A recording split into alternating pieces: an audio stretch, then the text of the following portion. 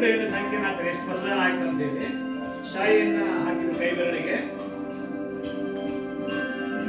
ಒಂದು ಚೆಕ್ ಆದ ನಂತರ ಅವರಿಗೆ ಮತದಾನ ಮಾಡಲಿಕ್ಕೆ ಅವಕಾಶವನ್ನು ಕೊಡ್ತಾರೆ. ಈಗ EVM ಮಿಷನ್ ಇರ್ತಾರಲ್ಲ ಹೋಗ್ತಾರೆ, ಯೋಚಿಸ್ತಾರೆ ಯಾವ್ದು ಮತದಾನ ಮಾಡ್ಬೇಕು ಅಂತ ಹೇಳಿ ಆ ಚಿತ್ರರಂಗಕ್ಕೆ ಮತದಾನ ಮಾಡ್ತಾರೆ. ಮತದಾನ ಮಾಡಿ ಹೊರಗಡೆ ಬರ್ತಾರೆ.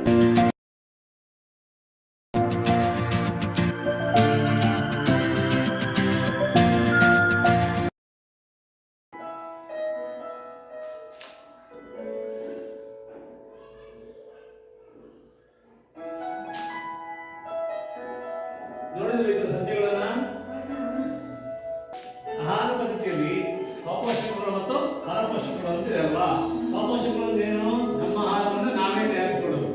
ಅಂತ ಹೇಳಿದ್ರೆ ಆಹಾರವನ್ನ ಬೇರೆ ಮೇಲೆ ಡಿಪೆಂಡ್ ಆಗಿರುವಂಥದ್ದು, ಬೇರೆ ಕಡೆ ತಂದು ಮಾಡುವಂಥದ್ದು, ಬೇರೆ ಕೊಟ್ಟಿದ್ದು ತಗೊಳ್ಳುವಂಥದ್ದು ಆ ಥರ. ಸ್ವಪೋಷಕಗಳು ಅಂತ ಹೇಳಿದ್ರೆ ತಮ್ಮ ಆಹಾರವನ್ನು ತಾವೇ ತಯಾರಿಸಿಕೊಳ್ಳೋದು. ಅದು ಯಾರಿಗೆ ಸಾಧ್ಯ? ಸಸ್ಯಕ್ಕೆ ಮಾತ್ರ ಅದು ಸಾಧ್ಯ ಇದೆ. ನೋಡೋಣ ಯಾವ ಥರ ಅಂತೀವಿ.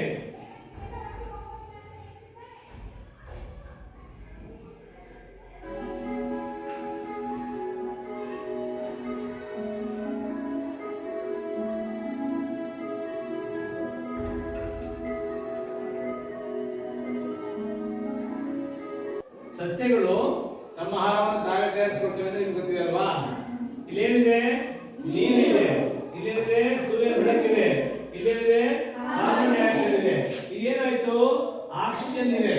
ಸೊ ಸಸ್ಯಗಳು ತಮ್ಮ ಆಹಾರವನ್ನು ತಯಾರಿಸಿಕೊಳ್ಳಕ್ಕೆ ಪರಿಸರದಲ್ಲಿ ಈ ಬೇರಿಗೆಲ್ಲ ಒಂದು ಭೂಮಿಯಲ್ಲಿರುವಂತಹ ಖನಿಜ ಮತ್ತು ಲವಣಾಂಶಗಳನ್ನ ಬೇರುಗಳಿಗೆ ಹೀರಿಕೊಂಡು ಏನ್ ಮಾಡುತ್ತೆ? ಸೂರ್ಯನ ಶಾಖವನ್ನು ತೆಗೆದುಕೊಂಡು ನೀರು ಖನಿಜಾಂಶಗಳನ್ನು ಉಪಯೋಗಿಸಿಕೊಂಡು ಕಾರ್ಬನ್ ಡೈಆಕ್ಸೈಡ್ ತೆಗೆದುಕೊಂಡು ಏನ್ ಮಾಡುತ್ತೆ? ತಮ್ಮ ಆಹಾರವನ್ನ ನಾವು ತಯಾರಿಸಿಕೊಳ್ಳುತ್ತೆ. ಸಸ್ಯದ ಅಡುಗೆ ಮನೆ ಅಂತ ಕರೀತಾರೆ ಎಲೆ ಅಲ್ವಾ. ಎಲೆಯಲ್ಲಿ ಆಹಾರ ಉತ್ಪತ್ತಿ ಆಗುತ್ತೆ. ಸಸ್ಯಗಳ ಕೊಡುಗೆಯನ್ನು ಮರೆತು ಬಿಡುತ್ತೇವೆ. ಭೂಮಿಯಲ್ಲಿ ಜೀವಿಗಳು ಉಳಿಯಲು ಬೆಳೆಯಲು ಗಿಡಗಳು ಬೇಕೇ ಬೇಕು. ಗಿಡಗಳ ಬೆಳವಣಿಗೆಗೆ ಮುನ್ನವೇ ಬೆಳವಣಿಗೆ ಅಂದರೆ ಫೋಟೋಸಿಂಥಸಿಸ್. ಗಿಡಗಳು ಮಣ್ಣಲ್ಲಿ ನೀರು,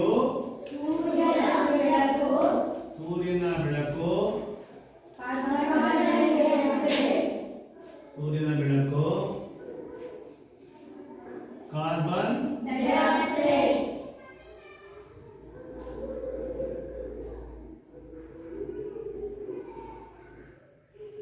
ಮತ್ತೆ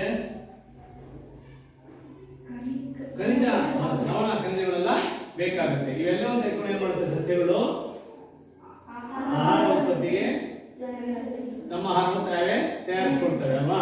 ಸಸ್ಯದ ಅಡುಗೆ ಮನೆ ಅಂತ ಕರೀತಾರೆ. ಎಲೆಯಲ್ಲಿ ಆಹಾರ ಉತ್ಪತ್ತಿ ಆಗುತ್ತೆ. ಇದನ್ನ ಈ ಕ್ರಿಯೆಯನ್ನ ಈ ತರ ನೀರು ಲವಣಾಂಶಗಳು ತೆಗೆದುಕೊಂಡು ಸೂರ್ಯನ ಬೆಳಕನ್ನು ತೆಗೆದುಕೊಂಡು ಇಂಗಾಲ ಡೈಆಕ್ಸೈಡ್ ಅನ್ನ ಪರಿಸರ ತೆಗೆದುಕೊಂಡು ತಮ್ಮ ಆಹಾರವನ್ನು ತಾವೇ ತಯಾರಿಸಿಕೊಳ್ಳುವಂತ ಈ ಕ್ರಿಯೆ ಏನಂತ ಕರೀತಾರೆ? ದ್ಯುತಿ ಸಂಶ್ಲೇಷಣ ಕ್ರಿಯೆ. ಏನ್ ಕರೀತಾರೆ? ದ್ಯುತಿ ಸಂಶ್ಲೇಷಣ ಕ್ರಿಯೆ ಅಂತ ಹೇಳಿ ಕರೀತಾರೆ. ಆಹಾರ ತಯಾರಿಸುವ ಕೆಲಸ ಮತ್ತು ಆಕ್ಸಿಜನ್ ಹೊರಬಿಡುವ ಕ್ರಿಯೆ ಎಲೆಗಳಲ್ಲೇ ಆಗುತ್ತದೆ. ಸಣ್ಣ ಪೊರೆಯು ತಾವು ಆಹಾರ ತಯಾರಿಸಿಕೊಳ್ಳುವಾಗ ಉತ್ಪತ್ತಿಯಾಗುವಂತ ಮತ್ತು ತಾವು ಉಸಿರಾಡಿ ಉಪಯೋಗಿಸುವಂತ ಆಕ್ಸಿಜನ್ ಕೂಡ ಪರಿಸರಕ್ಕೆ ಬಿಟ್ಕೊಡ್ತೇವೆ. ಈ ಆಕ್ಸಿಜನ್ ಏನ್ ಮಾಡ್ತೀವಿ? ನಾವು ಉಸಿರಾಡಲಿಕ್ಕೆ ಉಪಯೋಗಿಸ್ತೀವಿ. ಸೊ ಆಕ್ಸಿಜನ್ ನಮಗೆ ಸಿಗೋದು ಸಸ್ಯದಿಂದ. ಇದು ಬಹಳ ಮುಖ್ಯವಾದ ವಿಷಯ. ಆಹಾರ ಉತ್ಪತ್ತಿಯಾಗುವಾಗ ದ್ಯುತಿ ಸಂಶ್ಲೇಷಣ ಕ್ರಿಯೆ ನಡೆಯುವಂತ ಪ್ರಕ್ರಿಯೆಯಲ್ಲಿ ಅವು ಉಸಿರಾಡುವಾಗ ಪರಿಸರಕ್ಕೆ ಏನು ಬಿಟ್ಕೊಡ್ತವೆ? ಆಕ್ಸಿಜನ್ ಅನ್ನ ಬಿಟ್ಕೊಡ್ತವೆ. ನಮಗೆ ಉಸಿರಾಡಲಿಕ್ಕೆ ಏನ್ ಬೇಕು? ಆಕ್ಸಿಜನ್ ಬೇಕು. ಸೊ ಸಸ್ಯದಲ್ಲಿ ದ್ಯುತಿ ಸಂಶ್ಲೇಷಣ ಕ್ರಿಯೆ ಪ್ರಕ್ರಿಯೆ ನೋಡಿದೀವಿ ಮತ್ತು ಉಸಿರಾಡಲಿಕ್ಕೆ ಏನ್ ಬೇಕು ಅಂತ ನೋಡಿದೀವಿ.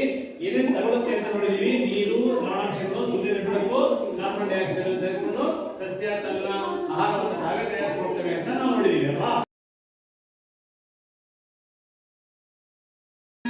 ಅಲ್ಲಿ ರಾಗ ಬರುತ್ತೆ. ಆದ್ರೆ ರಾಗಕ್ಕೆ ಏನು ನಿಮ್ಗೆ ಬಗ್ಗೆ ನೋಡ್ತೀನಿ ಮಾತ್ರಲ್ಲ ಸುಳ್ಳಿಗೆ ಆರಾಮಾಗಿ ಕೇಳಿ.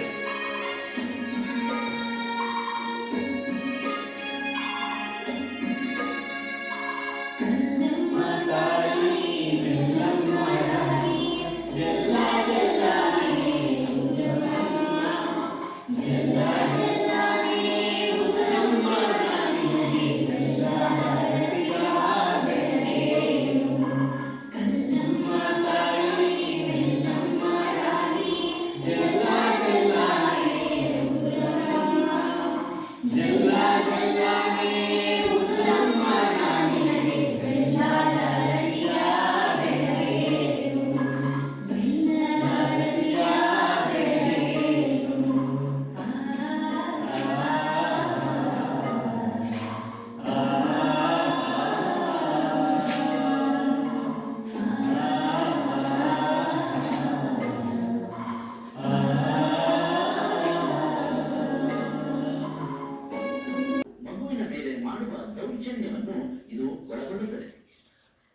ರೀತಿ ಬುದ್ಧಿಮಾಂದ್ಯ ಮಗುವಿನ ಮೇಲೆ ದೌರ್ಜನ್ಯ ನಡೆದರೂ ಕೂಡ ಅದನ್ನು ಮಕ್ಕಳ ಮೇಲಿನ ಗಂಭೀರ ದೌರ್ಜನ್ಯವೆಂದೇ ಪರಿಗಣಿಸಲಾಗುತ್ತದೆ. ಯಾವುದೇ ರೀತಿಯ ದೌರ್ಜನ್ಯಕ್ಕೆ ಅದರ ಅಪರಾಧದ ಪ್ರಮಾಣಕ್ಕೆ ಅನುಗುಣವಾಗಿ ದಂಡ ಅಥವಾ ಮರಣ ದಂಡನೆಯಂತಹ ಕಠಿಣ ಶಿಕ್ಷೆಯನ್ನು ವಿಧಿಸಲಾಗುತ್ತದೆ. ಇತ್ತೀಚೆಗೆ ಪೋಕ್ಸೋ ಕಾಯ್ದೆಯನ್ನು ಇನ್ನಷ್ಟು ಬಿಗಿಗೊಳಿಸಲಾಗಿದೆ. ಇತ್ತೀಚಿನ ತಿದ್ದುಪಡಿ ಪ್ರಕಾರ ಅಪರಾಧಿಗಳಿಗೆ ಕಠಿಣ ಶಿಕ್ಷೆ 7 ರಿಂದ 10 ವರ್ಷಗಳಿಗೆ ಹೆಚ್ಚಿಸಲಾಗಿದೆ.